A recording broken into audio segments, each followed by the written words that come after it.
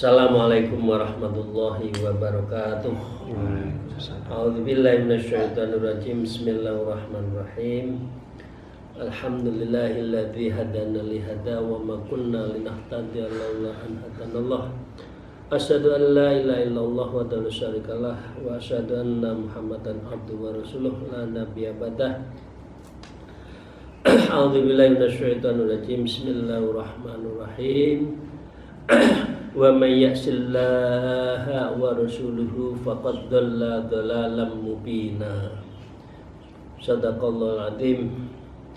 Amma ba'd, para salikin, para jamaah, semoga kita semuanya senantiasa dalam lindungan dan maunah dari Allah Subhanahu wa taala. Mari kita bersyukur, alhamdulillahirabbil alamin ala kulli halin wa nimatin, dan senantiasa berselawat Allahumma shalli ala sayyidina Muhammad wa ala alihi washabihi, di mana kita dua hal. Satu, ingin selalu mutawamah untuk berbuat kebaikan. Alhamdulillah kita dibimbing Allah, dan kita senantiasa memohon syafaat dari Rasulullah Sallallahu Alaihi Wasallam. Saya akan melanjutkan ngaji kita pada pagi hari ini, bahwa kita berbalik dari apa yang pertemuan-pertemuan dulu, bicara tentang bagaimana orang yang takwa, orang yang taat, ahlul ibadah mendapatkan balasan di dunia dan di akhirat yang luar biasa. Dan kemarin kita memulai di ujung, di awal, yaitu tentang sebaliknya, tentang apa? Tentang mimma yatarattabu alal maksiat. Jadi orang yang berbuat maksiat, dia akan khizin wa timari wal hawain wal wabarin. Dia akan mendapatkan pelecehan, kehancuran, kehinaan, dan berbagai musibah di dunia lah. Dia akan mendapatkan musibah di dunia dan akhirat. Prinsipnya orang yang bermaksiat itu tidak sedang beriman. Orang yang sedang mencuri, dia tidak beriman. Artinya imannya lagi tipis. Orang yang minuman keras juga sedang imannya tipis.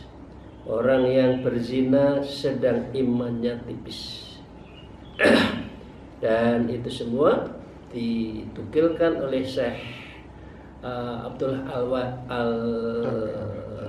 Alwi Al-Hadad melalui hadisnya, la yaznin zani khina yazni wa huwa mu'minun, wala yasriku syariku hina yasriku wa huwa mu'minun, wala yasrabul khamra hina yasrubuha wa huwa mu'minun. Itu yang telah kita bahas. Maka sekarang mari kita lanjutkan.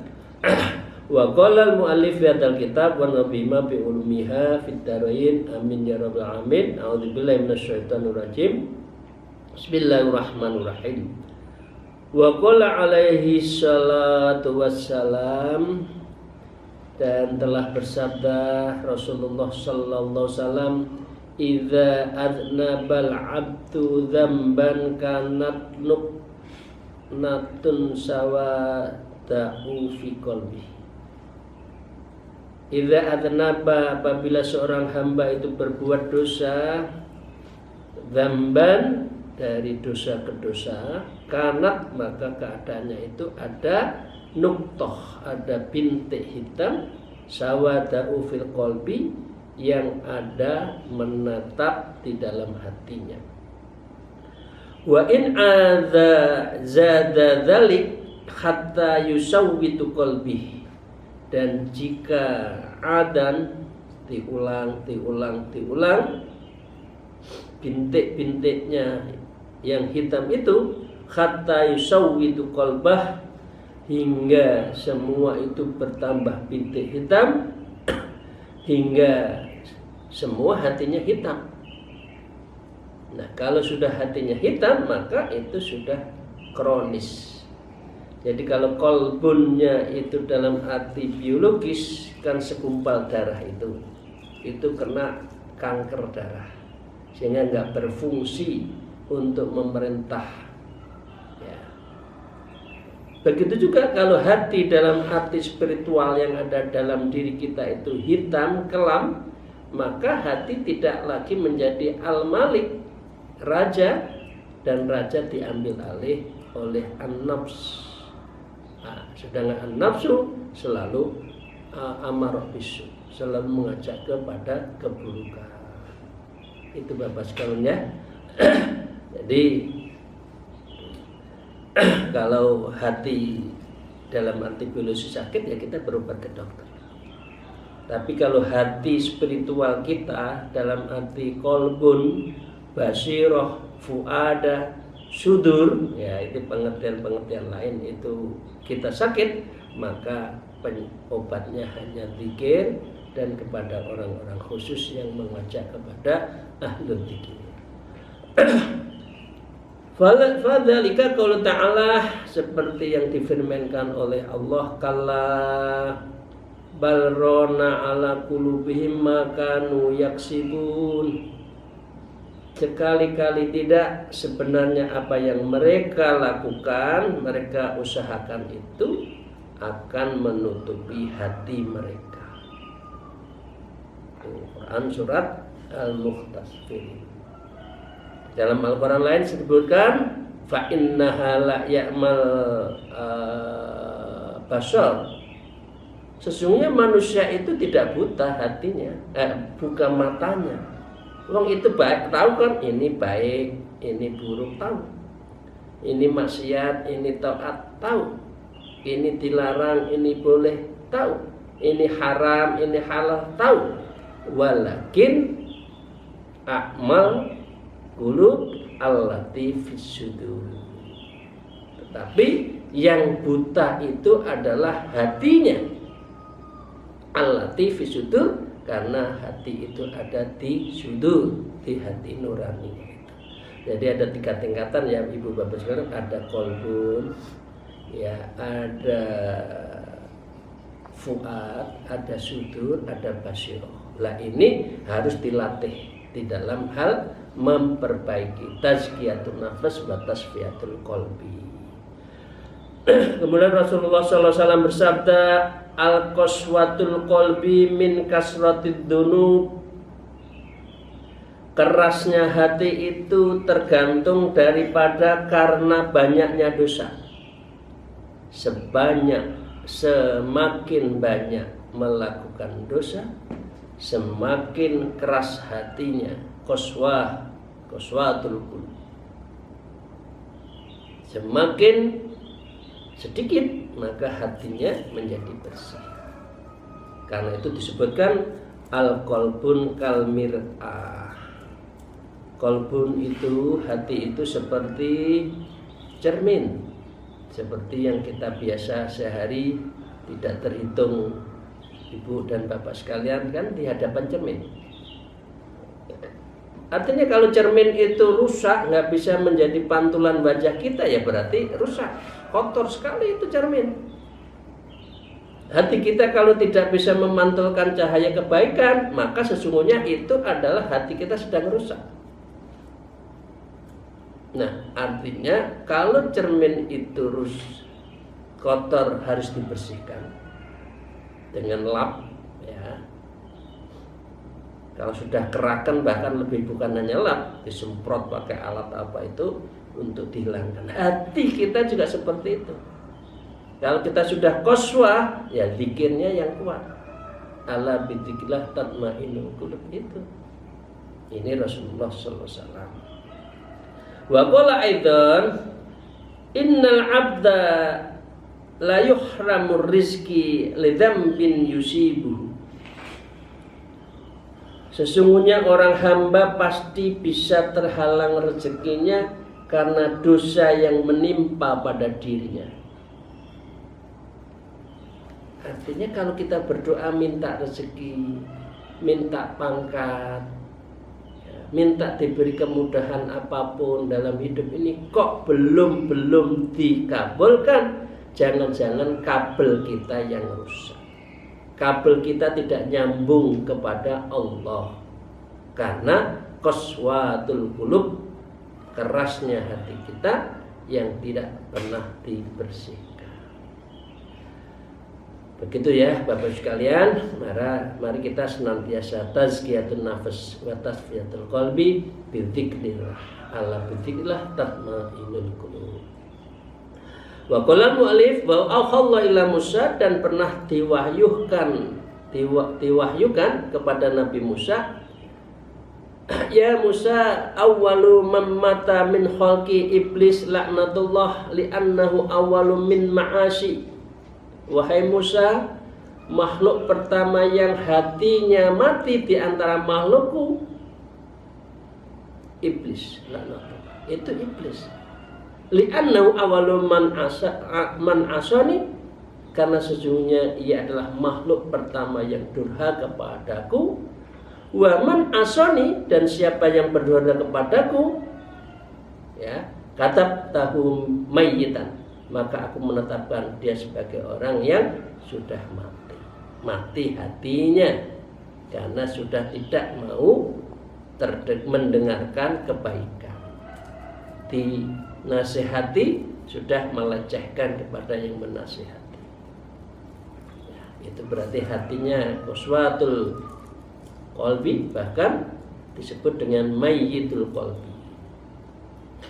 Wa qala Sa'id ibnu Musayyab rahimahullah, dan telah berkata Syekh Sa'id bin Musayyab rahimahullah, beliau mengatakan ma'akramat ibadu nafsaha yumassilu ta'atillah, tidaklah bisa menjadi orang yang mulia seorang hamba kepada dirinya dengan melaksanakan suatu ketaatan pada Allah. Orang yang tidak taat tidak akan dimuliakan. Mungkin iya ya, oh kaya raya, pangkat, orang terkaya, orang dihormati dalam arti fisik. Tapi setelah itu kan jadi pembicaraan. Laut kok dikapling-kapling, nah gitu kan. Semua orang membicarakan seluruh dunia. Nah, laut kok sudah ada hak guna bangunannya lah. Meskipun dia kaya raya tapi tidak dihormati, karena dia tidak taatillah. Wala ahanatha yumassilu maksiatillah, dan tidaklah dia terhinakan dengan ia lakukan kemaksiatan kepada Allah. Kalau orang sudah maksiat pasti dihinakan. Wa yakfil mu'minuna min nasrillahi lahu, namun cukuplah orang yang beriman karena pertolongan Allah kepadanya. Hasbunallah wa ni'mal wakil. Nikmal mola wa ni'man nasir. Allah yang menolong kita, Allah yang menjadi wakil kita. Kita dimusuhi, Allah yang akan di depan menamai kita. Karena apa? Karena kita sudah menyandarkan hidup kita kepada Allah. Ayyara aduwahu ya'malu bil ma'asi, agar ia beranggapan musuh Allah yang selalu berbuat dengan berbagai kemaksiatan. Jadi kita harus menghindari perbuatan-perbuatan maksiat. Wa qala Muhammad ibnu Wasi', dan Muhammad bin Wasi' berkata, adzanbu ala dzanbin yumitul qalba, dosa atas dosa yang berulang-ulang itu yumitul qalbi, yumitul qalb, bisa mematikan hati. Kalau orang sudah hatinya mati, wah itu nggak ada perasaan, menfitnah ngalor ngidul, menggibah, menyakiti orang, merasa nggak salah itu, dia sok suci aja. Kan banyak seperti itu. Karena apa? Hatinya sudah mati. Wa qala ba'du salaf, dan sebagian ulama salaf berkata, in kunta ta'sillah wa anta tara annahu yaraka, jika engkau bermaksiat pada Allah dan engkau beranggapan bahwa Allah melihatmu, ya masih sadar berbuat maksiat, wah ini Allah tahu, ya. Fa anta mustazi'u binadharilaih, ya maka sesungguhnya engkau sedang ngejek, Allah, ya aku maksiat ya, atau hei pimpinan aku korupsi ya, itu kan ngeledek, ngejek kepada Allah, ngejek kepada atasannya, Maulana, ya maka itu sama saja mengejek. Wa in kunta taksihi, dan jika engkau bermaksiat kepadanya, wa tara annahu la yaraka, dan engkau beranggapan bahwa Allah tidak melihatmu, fa anta kafirun, maka engkau sesungguhnya kafir, karena sudah mengkufuri, mengingkari dari keberadaan Allah. Ya sami'u ya basiru, Allah mendengar dan Allah melihat apapun yang kita lakukan. Karena itu disebutkan tadi, la imana fil maksiat, tidak ada iman ketika seseorang itu sedang bermaksiat, karena dia menganggap Allah tidak tahu. Allah tahu, tapi kita yang tidak, ya, kita yang pura-pura tidak tahu, ya, berarti melecehkan kan? Wakila li Wahib bin Ibnul Warid, dan Syekh Wahib bin Al-Warid mengatakan, hal yajidu ladzatul ibadah mim maksillahi, apabila orang bermaksiat kepada Allah bisa merasakan kelezatan beribadahkah? Beliau bertanya, dijawab dalam satu dialog, tulisannya itu kola, dia mengatakan la. Orang yang maksiat itu tidak ada lezatul ibadah, lezatul qiyamul lail, lezatul munajat, enggak ada.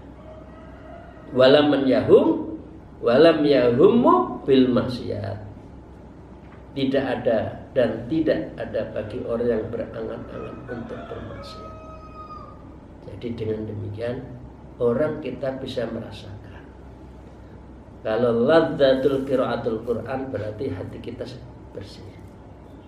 Tapi kalau kita malas baca Quran, berarti kita sedang digoda, hati kita itu sedang kita. Salat malam juga begitu, zikir juga begitu. Kalau malas-malesan, tidak ada lazzatul, ya tidak ada nikmatul ibadah, nikmatnya beribadah, berarti hatinya sedang qaswatul qulub, yaitu sedang keras, tidak bisa diajak berbuat kebaikan. Wa kana salafus shalih yaqul, begitu juga para ulama salif yang terdahulu mengatakan, al ma'asi yaridul kufri ay rasuluhu, perbuatan maksiat itu pengirim kekufuran, artinya kurirnya, ay rasuluhu artinya kurirnya. Semakin kita banyak berbuat maksiat, itu sebagai kurir yang akhirnya kita akan menjadi adalah ahlul maksiat, berarti kita itu adalah mengingkari Allah Subhanahu wa ta'ala. Wa qala al-mu'allif wa 'alal jumlati, dan secara umum, fa'alamatus sukuti min 'ainillah, maka tanda-tanda kejatuhan seseorang, terhinakan seseorang, min ainillah, dari pandangan Allah, wal kauni fi maktilah, dan keberadaan dirinya itu mendapatkan murka dari Allah. Apa? Al-amal bimaksiat, yaitu bergelimangnya perbuatan maksiat kepada Allah. Fal musirru alai muqitur rahman, maka orang itu terus-menerus bergelimang pada kemaksiatan, pasti akan muqitur rahman, akan dibendu, akan dihinakan, dimurkai oleh Allah yang Maha Rahman. Wa waliyus syaitan, dan dia menjadi kekasihnya syaitan, wa mukhbitu ahlil iman, dan dia penyerang para pemilik orang yang beriman. Jadi itu begitu maksiat berarti Allah murka, berarti dia menjadi temannya dari setan. Kemudian Syekh Abdul Alwi Al-Haddad mengingatkan, fa iyyaka ya akhi, maka berhati-hatilah wahai saudara-saudaraku. Seperti hanya ini saya sampaikan di forum ini, fa iyyaka ya jamaah, karena itu hati-hatilah para jamaah, ya termasuk saya juga ya. Wa ta'arrudu li suhtillahi wa iqabihi, engkau jangan menawarkan dirimu untuk Allah marah, wa iqabihi, dan Allah iqabi dan iqab dan siksaannya. Kenapa? Birtika bimaksiat, sebab melakukan banyak kemaksiatan Allah marah. Wa mahma ta'at ka nafsuka illa irtikabiha, ya, bila mana nafsu mengajakmu kepada melakukan maksiat, fadzakir bittola'i, maka ingatlah nafsu itu dengan pengawasan Allah atas dirimu. Ya, bittola'illah alaika binadhi ilaih. Ya. Wa khawifha bima ta'awaddahullah, dan takutlah nafsumu itu dengan sesuatu yang telah Allah ancamkan. Man asahu minal alim, azab, pada orang yang bersemangat kepadanya berupa azab, wa adimul iqab, yaitu siksaan yang pedih dan sangat berat. Jadi begitu kita maksiat, Allah itu luar biasa, syadidul iqab, adimul iqab, alimul azab, ya, sehingga kita menjadi tidak melakukan kemaksiatan. Walau lam yakun firtikabiha, dan seandainya tidak ada balasan apapun dalam melakukan kemaksiatan itu, enggak apa-apa deh. Gitu kan Bapak sekalian?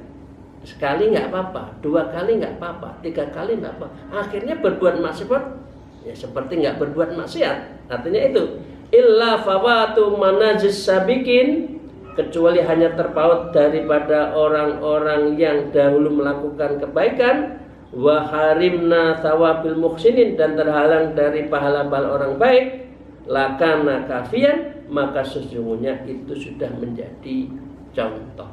Orang yang baik terdahulu, orang dimuliakan.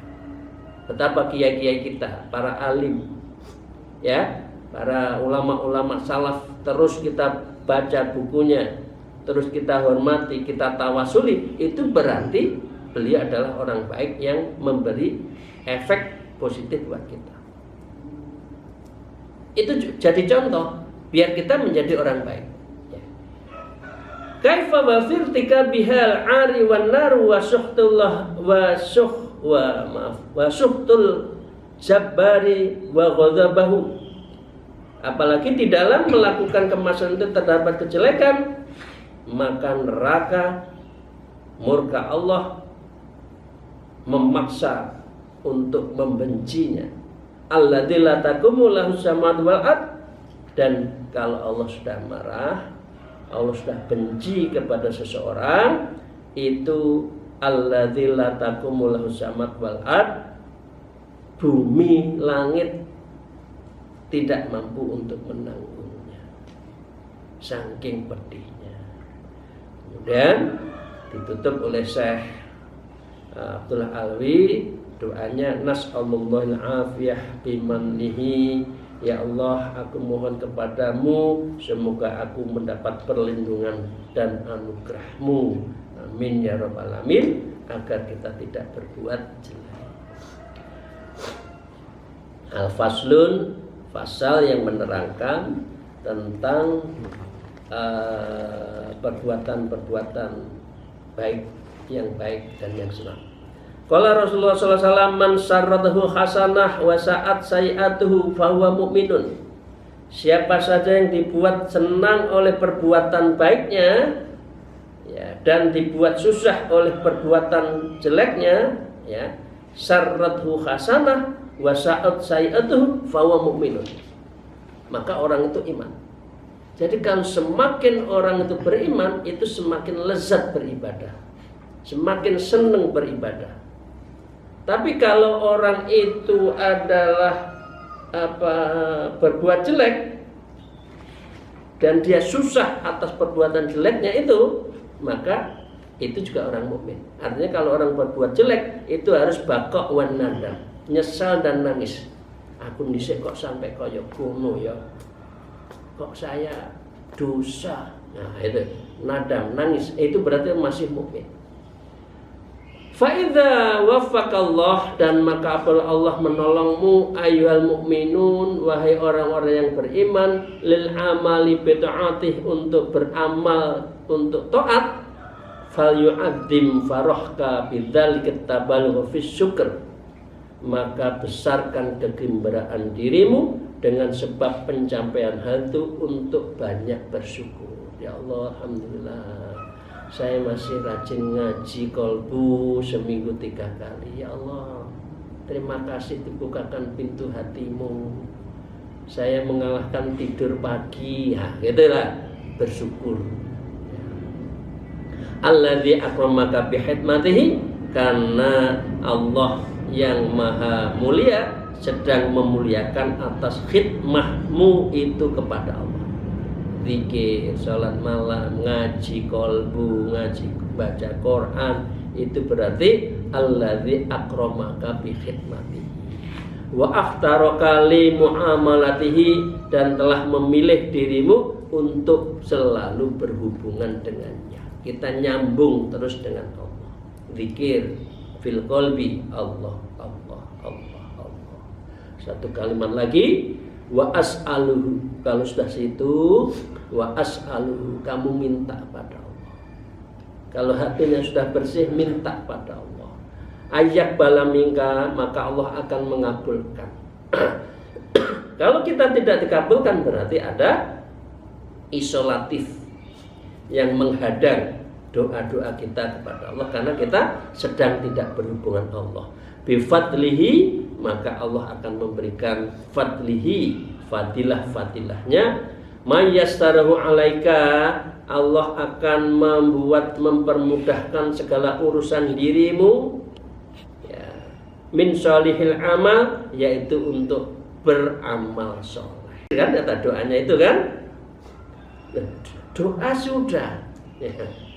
Doa itu apal, tapi kok nggak dikabulkan ketika as'alu, ya berarti Anda hatinya sedang mati. Mulutnya bicara menyebut nama Allah, tapi hatinya tidak.